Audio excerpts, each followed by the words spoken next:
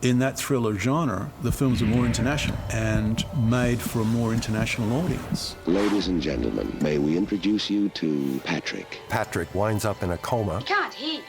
He's dead. The young nurse begins to suspect that he's conscious. You can feel that, can't you? That he's not only conscious, but through psychokinesis, he's actually controlling people. Why are you doing this? What do you want? And starts to get quite nasty.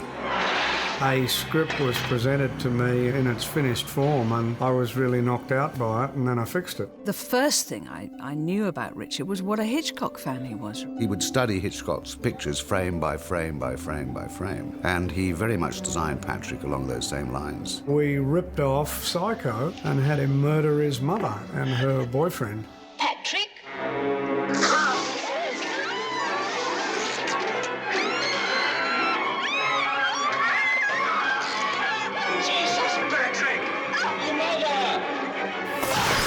I had to act with a character who didn't have any reaction whatsoever except spit. Patrick does turn up in Kill Bill when the bride is in a coma and her spit thing.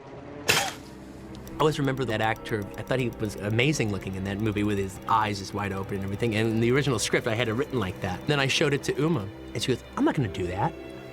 And I go, "Why?" And she goes, "You wouldn't have your eyes open like that if you were in a coma. That's not realistic." I go, "Actually, I never thought, was it realistic or not? It's just Patrick did it, all right, and it looked really cool."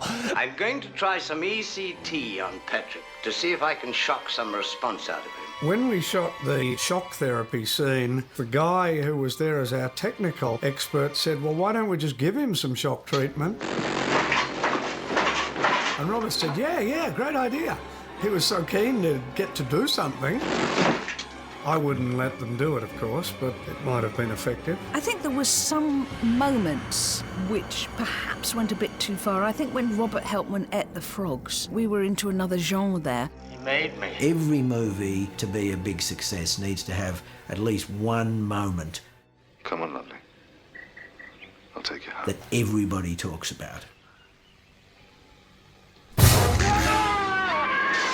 Patrick leaping from the bed was certainly the major reason for its success. It was so successful that a rogue Italian producer ripped us off and made an unauthorised sequel called Patrick Viva Ancora. I dig on the fact that at one moment in time, Australian films were so bang on that the Italians, did rip-offs of them. Unauthorised or not.